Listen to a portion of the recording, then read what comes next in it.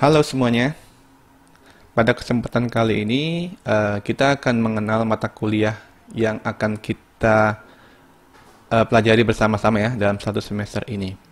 Untuk mata kuliahnya namanya Game Design. Oke. Nah, apa sih mata kuliahnya? Ngebahas apa gitu kan? Dari kata game design sendiri terbagi menjadi dua ya, kata game dan desainnya sendiri. Oke. Dari pengertiannya, game adalah sesuatu yang dapat dilakukan untuk bersenang-senang dengan aturan tertentu sehingga ada yang menang dan ada yang kalah, baik dilakukan dengan alat tertentu atau tidak. Jadi, memang tujuannya sebuah game itu untuk bersenang-senang atau untuk refreshing ya. Mungkin ada beberapa game yang memerlukan eh, kemampuan otak ya, seperti game strategi gitu. Tapi tetap pemainnya mendapatkan kesenangan dari permainan tersebut. Jadi memang intinya tujuannya ke refreshing atau bersenang-senang. Kemudian yang kedua, desain. Desain adalah kegiatan kreatif yang melibatkan penciptaan sesuatu dengan melalui proses perencanaan dan perancangan. Desain sendiri berarti kita membuat sebuah konsep dengan kita merencanakan seperti apa, kemudian kita rancang bagaimana, sehingga kita bisa menciptakan sesuatu. Jadi kalau kita gabung, game design mempelajari konsep dari membuat sebuah game, sehingga kita bisa menciptakan game. Seperti itu. Kemudian jenis-jenis game berdasarkan platformnya. Yang pertama ada PC games, permainan yang dapat dimainkan pada perangkat komputer atau laptop. Oke, ini udah jelas ya. Ini game-game yang ada pada PC ya, pada Windows atau pada Linux dan pada Mac ya, MacBook. Oke, kemudian yang kedua konsol game, permainan yang dimainkan pada perangkat konsol seperti PlayStation dan Xbox. Handheld games, permainan yang dimainkan pada perangkat konsol tertentu yang mudah dibawa, seperti Sony PSP dan Nintendo Switch. Kemudian yang keempat, yaitu mobile games, permainan yang dimainkan pada perangkat smartphone, di mana pada zaman sekarang ini perangkat mobile games termasuk yang sedang naik daun ya, karena begitu mudahnya masyarakat mendapatkan perangkat mobile games. Bahkan anak umur balita ya, di bawah 5 tahun itu sudah ada yang bisa menggunakan perangkat smartphone untuk bermain game. Itu sangat luar biasa sebenarnya ya. Nah, untuk mata kuliah kita, nanti kita akan coba membuat game tapi untuk platform PC ya. Untuk PC game. Oke. Kemudian genre pada game. Nah, sebenarnya banyak ya, masih ada beberapa jenis lagi, tapi saya ambil beberapa saja. Nah, yang pertama adalah role playing game atau RPG. Jadi di genre yang pertama ini difokuskan pemain itu meningkatkan level, dan biasanya si pemain diberikan kebebasan untuk explore map yang ada di gamenya. Biasanya seperti itu.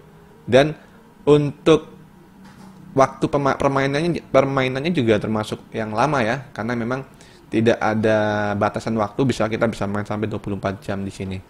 Nah, contohnya yang action itu ada RF Online, kemudian ada mungkin Dragon Nest dan sebagainya.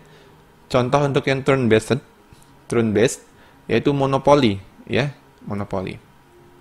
Yang kedua adalah first shooting person atau FPS. Nah, game ini juga termasuk yang sempat booming juga pada awal tahun 2000, yaitu ada seperti Point Blank. Kemudian untuk contohnya juga ada Counter Strike juga sama. Jadi dia fokus di first person. Yang ketiga, third person shooting atau TPS, seperti Resident Evil, hampir sama dengan yang first shooting person, tapi dia kameranya ada di belakang orangnya. Yang keempat, ada genre strategi. Nah, di sini memang diutamakan taktik dari pemainnya bagaimana untuk menyelesaikan sebuah game. Contohnya ada dua. Untuk yang real time strategi itu seperti Dota 2, AoV, atau Mobile Legends. Mungkin kalian sering dengarnya istilah MOBA ya, MOBA. Tapi untuk aslinya dia merupakan genre strategi, real time strategi. Oke. Yang kedua, turn based strategi. Contohnya Age of Empire. Yang kelima, simulation. Contohnya adalah The Sims. Jadi untuk simulation ini memang diharapkan atau diarahkan ke realitas ya, game-game yang lebih realistis gitu, seperti mungkin game mengendarai truk gitu ya, kemudian game bertani juga. Nah, tapi contoh yang paling banyak orang tahu itu The Sims. Ini simulasi kehidupan di rumah ya. Yang keenam, Tycoon. Contohnya roller coaster. Jadi Tycoon ini game yang menunjukkan untuk berbisnis. Kita bisnis ya. Kita game untuk simulasi game berbisnis. Yang ketujuh ada racing.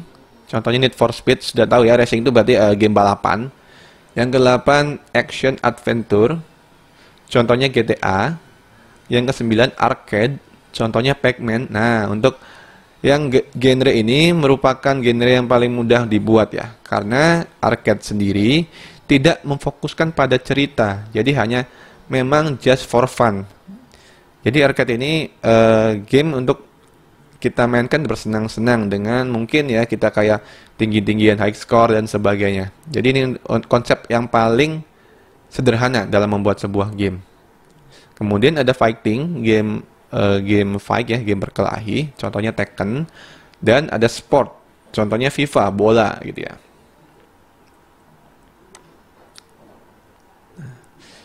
Kemudian bagian-bagian berperan dalam menciptakan sebuah game. Jadi sebelum kita masuk ke pembelajaran, nanti kita ulas dulu aja untuk awal-awal ini. Kita ini masuknya ke bagian apa gitu ya. Yang pertama adalah tim leader. Bagian ini biasanya hanya diisi oleh satu orang saja, di mana orang tersebut memiliki tugas yang paling penting. Orang tersebut bertugas untuk memimpin tim dalam membuat game agar tetap kompak dan sesuai dengan konsep yang sudah direncanakan sebelumnya. Ini sudah jelas ya. Mungkin kalau di film, contohnya adalah sutradara. Jadi dia yang mengepalai semuanya, dia memiliki keputusan untuk jalannya sebuah project ya. Kemudian yang kedua, game designer. Ya, divisi ini bertugas untuk mendesain suatu game, termasuk di dalamnya seperti menentukan alur, tipe, dan tampilan game itu seperti apa. Biasanya mereka mendesain game tersebut secara berkelompok. Jadi, kita kan berada di sini. Tugas kita sebenarnya hanya untuk membuat alurnya saja. Alurnya, tipenya, kemudian nanti gameplaynya seperti apa. Kita yang ngebuat, entah dia mungkin genrenya apa gitu kan, action atau RPG dan sebagainya. Kita buat ceritanya, kita buat tipe-tipe mungkin karakternya bagaimana gitu. Itu kita yang buat konsepnya. Yang ketiga adalah game artist. Orang yang bekerja pada divisi ini memiliki tugas untuk membuat sebuah tampilan atau bentuk dari suatu karakter yang nantinya akan digunakan pada game yang akan dibuat. Nah, setelah game designer membuat sebuah konsep tentang alurnya bagaimana, tipenya, karakternya bagaimana, nah, tugas berikutnya adalah game artist. Divisi game artist ini mengimplementasikan tampilan-tampilan yang ada di game design.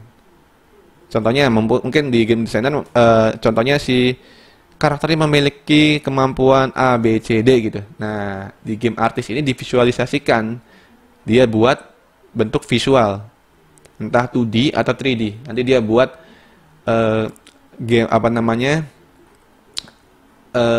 2D dan 3D itu yang dinamakan aset ya. Dia buat aset-asetnya yang nanti akan digunakan dalam menciptakan sebuah game. Nah, yang keempat, game programmer. Divisi ini membuat suatu source code yang memiliki fungsi yang sangat penting dalam suatu pembuatan game. Nah, bagian ini bertugas membuat program game sesuai dengan alur game design yang sudah dibuat, konsep tadi, dan menggunakan aset dari game artis. Jadi, dia membuat sebuah game, program sesuai dengan alur ini, menggunakan aset-aset yang sudah dibuat oleh game artis. Oke. Yang kelima, ada produser. Divisi ini mempunyai tugas untuk mengarahkan bentuk dari game menjadi seperti apa yang diinginkan sebelumnya, sesuai dengan hasil yang sudah disetujui oleh pihak-pihak yang terlibat dalam pembuatan game tersebut. Jadi produser ini seperti yang mengarahkan ya, untuk selalu mengingatkan dalam membuat sebuah game, agar sesuai dengan target yang sudah ditentukan. Komposer atau music editor. Divisi ini memiliki tugas untuk menyisipkan suatu sound effect yang nantinya akan membuat suatu suasana dari game itu menjadi lebih real. Karena dengan menggunakan dan menempatkan suara yang pas, dapat membuat game menjadi jauh lebih menarik. Di sini fokus untuk membuat efek-efek suaranya. Script and text editor. Pada divisi ini, tim akan memiliki tugas untuk membuat suatu skenario dari game yang diinginkan. Skrip-skrip tersebut nantinya akan dibaca oleh sang game artis untuk dijadikan gambaran dasar pembuatan suatu karakter yang cocok dengan skrip yang telah dibuat. Kemudian yang terakhir ada sinematik. Pada divisi ini, orang-orang pada bidang sinematik ini akan membuat game yang lebih menarik dalam segi alur, tampilan maupun konsep-konsep lainnya agar lebih nyaman ketika dimainkan. Jadi untuk script dan text editor, dia yang bertugas untuk menciptakan kayak dialog-dialog dalam gamenya, apa yang akan mereka bicarakan. Dan sinematik biasanya membuat sebuah cutscene, namanya cutscene. Jadi ketika kita loading atau apa, atau masuk ke daerah tertentu, biasanya ada kayak sinematik gitu ya, kayak semacam video gitu. Nah, bagian divisi ini yang membuatnya. Oke, nah, apakah harus memiliki tim agar dapat membuat game? Sebenarnya tergantung ya, tergantung dari gamenya tersebut. Kalau gamenya memang terbilang besar, game yang memang besar ya, itu kita membutuhkan sebuah tim agar proses pembuatan lebih mudah karena tiap bidangnya dimiliki oleh divisi masing-masing. Jadi kita kayak bahu-membahu membuat sebuah game yang besar gitu. Tapi kalau mau sendiri bagaimana? Itu bisa juga. Nanti ada namanya jenis game indie. Game indie ini biasanya dibuat oleh developer satu orang atau mungkin tim kecil.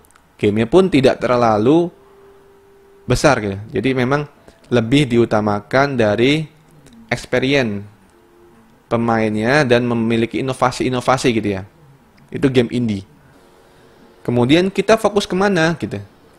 Oke, untuk mata kuliah kita akan fokus dengan materi membuat sebuah konsep game. Nanti konsep gamenya adalah game PC ya, game PC, game perangkat elektronik. Kita akan fokus di situ. Kemudian apa yang akan kita lakukan ke depan? Nah, walaupun kita game design, kita fokus membuat sebuah konsepnya, tapi nanti kita akan coba di akhir semester kita membuat game sendiri. Nanti kalian membuat game dengan konsep kalian sendiri menggunakan aplikasi Unity. Nanti untuk kapan menggunakan aplikasinya nanti saya akan memberikan informasi lebih lanjut. Seperti itu. Oke, cukup sekian. Nanti jika ada pertanyaan boleh ditanyakan via grup atau di Edmodo. Kurang lebih saya mohon maaf dan terima kasih.